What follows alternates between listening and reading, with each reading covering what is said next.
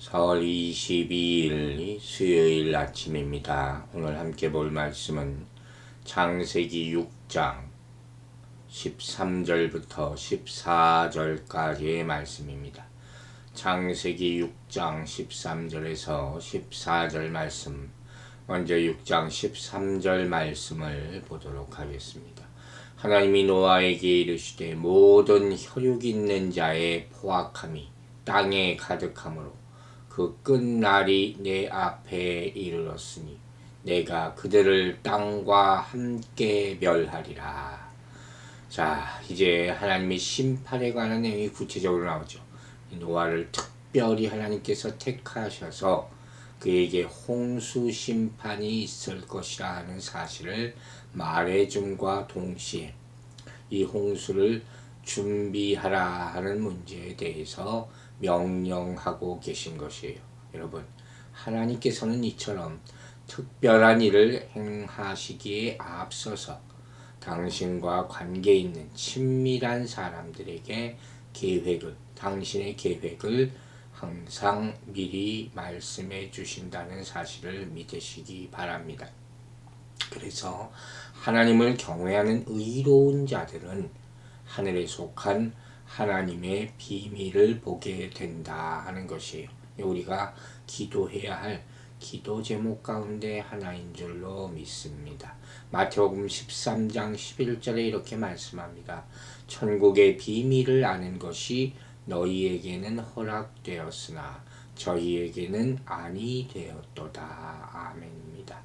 또한 하나님께서는 오늘날 성도들에게도 하나님의 계시가 수록된 성경을 통해서 장차 이루어질 일에 대한 당신의 계획에 대해서 밝히셨고, 또한 그것을 준비해야 할 여러 가지 일을 명령하셨습니다.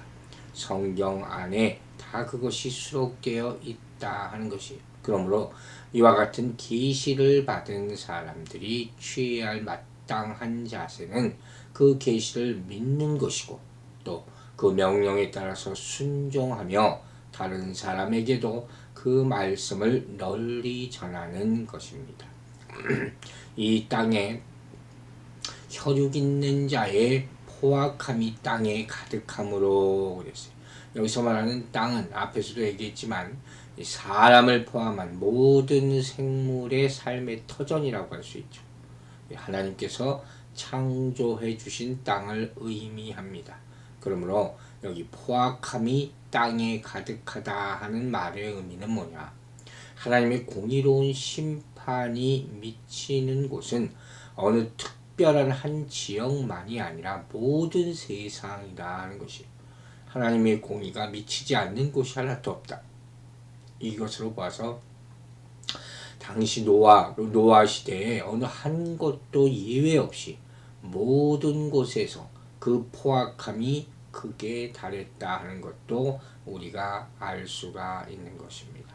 그 끝날이 내 앞에 이르렀으니, 참 두려운 말씀이에요. 직역하면 모든 육체의 한 끝이 내 얼굴에 이르렀다, 이렇게 풀이되어 있습니다.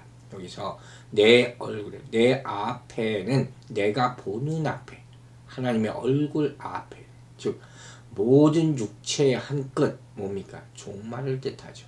이 종말이 하나님의 보는 앞에 이르렀다 하는 사실은 바로 이 심판의 절대적인 권위가 하나님께 있다는 사실을 보여주고, 더불어서 이 인간의 죄악의 정도가 하나님 앞에까지 왔다, 하나님 바로 보는 코앞에까지 왔다, 눈앞에까지 왔다 하는 그런 말씀이란 말이에요. 그래서 하나님의 심판이 이제는 더 이상 미뤄질 수 없는 필연적인 것이다 하는 것을 보여주는 구절이에요. 여러분, 제가 가끔 가다가 은혜의 한계라는 말을 하는 것을 기억하실 것입니다. 하나님은 인간에게 참 한량없는 은혜를 주세요. 그러나 기회를 무한정 주시지는 않습니다. 끝이 있다 하는 거예요. 하나님은 아브라함의 후손이 이집트에 400년 동안 머물다가 돌아야 하는 이유 가운데 하나로 뭘 말씀하셨습니까? 아직 아모리족 속에 죄악이 가득 차지 않았기 때문이다. 이렇게 말씀하신 적 있잖아요. 즉 아모리족 속에 죄가 가득 차는 그런 한계선이 있다는 거예요. 또한 소돔과 고모라의 부르짖음이 크고 그 죄악이 심히 무거워지기 전에 소돔과 고모라를 멸하지 않으셨다고도 말씀하셨습니다. 그러나 끝이 이를 때면 심판이 온다는 뜻입니다. 그러므로 인간은 정해진 끝이 이르기 전에 회개해야 하는 것입니다. 은혜의 기간이 끝날 때가 있는 것을 잊지 말고 말해 주어야 됩니다. 그 끝에는 멸망이 준비되어 있기 때문입니다. 하나님께서는 내가 그들을 땅과 함께 멸하리라 이렇게 말씀하셨어요. 땅에 대한 말이 여러 번 나오죠. 몇 가지 기본 의미를 가지고 있다 했습니다. 먼저 바다와 대조되는 땅을 가리키죠. 즉 농경지, 계곡, 산, 대륙, 섬 다 포함한 말이 바로 땅입니다. 두 번째로 땅은 사람과 동물이 발을 딛고 뛰고 사는 곳을 말합니다. 셋째, 이 땅은 반드시 우리가 일반적으로 생각하는 땅이라는 개념보다도 그곳에 살고 있는 사람들, 주민, 백성들을 상징하기도 합니다. 네 번째, 여기서 말하는 땅은 무엇보다 인간이 사는 지구 표면 전체를 가리키는 말로 하늘이라는 단어와 더불어서 피조된 모든 세계와 모든 피조물을 가리키는 거예요. 그래서 여기서 나오는 땅이라는 말은 어떤 노아가 살고 있었던 작은 지역뿐만 아니라 모든 인류가 살고 있는 땅 전체를 포함하는 말이고, 동식물이 포함된 모든 피조세계, 인간뿐만 아니라 이 전체를 가리키는 그런 말이라고 보면 될 것입니다. 그런데 그것을 멸하리라 이렇게 얘기했어요. 하나님께서 보시기에 더 이상 그 부패함이 좌시할 수 없을 정도로 이 세상에 가득 차 있기 때문이다 하는 것이에요. 자, 여기서 문득 예레미야 18장의 말씀이 떠오릅니다. 여기 토기장의 비유가 나오죠. 토기장의 손에서 깨뜨려진 진흙 그릇에 여기도 똑같이 이 멸하다와 같은 단어가 쓰였어요.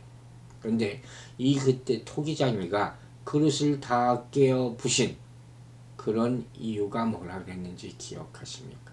바로 새로운 그릇을 만들기 위함이다 했다는 거예요. 따라서 본문에 나타난 하나님의 멸하시다 하는 의도 역시 바로 새로운 창조를 위한 심판임을 우리는 알아야 될 것입니다. 즉 하나님의 심판의 의지는 곧 그분의 새 창조의 의지를 반영하는 것입니다. 자, 이처럼 홍수를 통한 하나님의 대심판의 궁극적인 목적은 무엇입니까? 먼저는 악에 대한 심판이고, 이 악인에 대한 심판, 이것을 통해서 하나님의 공의가 나타나는 것을 우리가 발견할 수 있죠. 이 공의로우신 하나님께서 이 세상에 범람하는 악을 멸절하기 위해서 홍수를 보내셨다는 것이에요. 그러나 더 나아가서 악에 대한 심판뿐만 아니라 믿음 안에서 살고 있는 노아를 보호하시며 노아를 통해서 새로운 세상을 열게 하시는 하나님의 결단을 보게 하는 것입니다. 자, 이러한 원리는 마지막 날에 펼쳐질 바로 백보자 심판에서도 나타나실 것입니다. 그리스도는 사단의 악한 세력을 지옥 형벌에 처하기 위해서 이 땅에 다시 오실 것입니다. 그러나 궁극적인 목적은 악한 세력의 멸절뿐만 아니라 당신의 사랑하는 자녀들을 구원하기 위함이다 하는 사실을 잊지 마시기 바랍니다. 이제 6장 14절 말씀 보도록 하겠습니다. 너는 고페르 나무로 너를 위하여 방주를 만들되 그 안에 칸들을 막고 역청을 그 안팎에 칠하라. 자, 방주, 오늘 이 본문부터 방주에 대한 말씀이 나오는데 처음부터 그 제작에 하나님의 간섭이 있음을 볼 수가 있어요. 먼저 고페르 나무라는 것은 당시 근동 지역에서 아주 구하기가 쉬웠던 나무이고, 또 조직이 아주 단단하고 수지가 많아서 방수 효과가 뛰어났던 그런 나무예요. 아마 이집트에서 미라의 관을 만들 때도 사용된다고 그렇게 전해지고 있습니다. 이와 같이 하나님께서는 노아에게 방주를 만드는데 가장 적합한 재료까지 세밀하게 지적했어요. 그래서 장차 임할 홍수 심판을 대비케 하시는 그런 자비를 보여주신 것을 보고 있습니다. 성막을 만들 때도 하나님께서 이렇게 자세하게 이 지시를 하지 않았습니까? 하나님은 당신의 자녀들을 위한 피난처를 만드실 때 모든 준비를 다 알려주신다. 참 감사한 것이죠. 너를 위하여 방주를 만들 때 이 말씀은 반드시 순종해야 될 하나님의 말씀이라고 받아들여야 돼요. 또 이것은 노아 자신을 위한 것이다 하는 것도 내포하고 있죠. 또 노아의 가족뿐만 아니라 이 인간이 다스려야 할 모든 생물까지 포함하는 것이 바로 너를 위하여라 하는 것이에요. 그러므로 이 명령은 분명히 노아에게 복주시기 위한 것이라는 사실을 우리는 깨달을 수가 있다 하는 것입니다. 여러분, 이와 같이 하나님께서는 당신의 백성들에게 복을 주시기 위하여 때로는 어디로 떠나게 하거나 아브라함같이 창세기 12장에 이제 나오죠. 또는 무엇을 하게 하는 경우가 있어요. 우리는 하나님의 명령에 성실하게 순종하면서 그 음성에 귀를 기울여야 할 줄로 믿습니다. 자, 여기 나온 이 방주라는 말에 참 이제 의미심장한 것을 우리가 짚고 넘어갑니다. 방주는 영어로 아크라고 하죠. A-R-K. 즉, 이 방주라는 이 아크라는 단어가 여러분 또 어디 쓰였는지 기억을 하십니까? 바로 모세가 갓 태어나고 나일 강가에 뛰어보낼 때 만들어놓은 넣어놓은 갈대 상자. 여기에 똑같은 단어가 쓰여 있습니다. 출애굽기 2장에 나오는 말씀이죠. 이 방주의 특징을 간단하게 보자면 이 방주는 자체적인 동력이 없어요. 즉 방향을 조정할 수 있는 모터나 엔진을 가지고 있는 그런 선박이 아니란 말이에요. 단지 물이 스며들지 않게 하고 물 위에서 잘 뜰 수 있게 만든 상자 형태의 배다 하는 것을 우리는 머릿속에 담고 있어야 합니다. 즉 다시 말해서 방주를 움직일 노를 젓는 시설이나 항해 시설이 전혀 없다는 거예요. 안에 있는 사람은 그걸 못해요. 창문만 있다는 건 이제 나중에 봅니다. 이 말은 무엇이냐? 방주를 운영하시는 주체가 누굽니까? 바로 인간이 아니라 하나님이다 하는 사실을 시사해 주는 것이에요.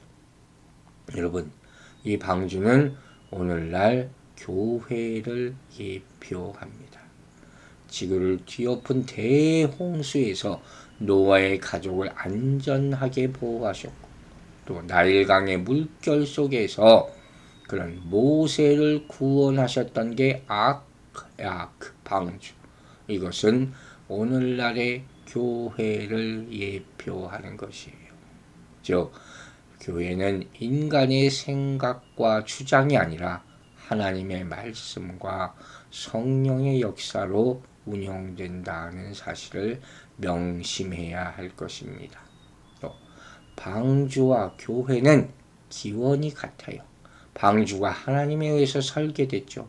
또 건축이 명령되었듯이 교회 또한 하나님의 설계하시고 성령에 의해서 설립된 하나님의 집임을 잊지 마시기 바랍니다. 또 방주의 기능과 교회의 기능도 같습니다. 노아 시대의 방주는 의인 노아와 그의 가족의 생명을 하나님의 홍수 심판으로부터 구원한 것이었어요. 마찬가지로 교회는 하나님이 택하신 성도들의 생명을 하나님의 심판으로부터 구원하는 기능을 갖고 있는 곳입니다.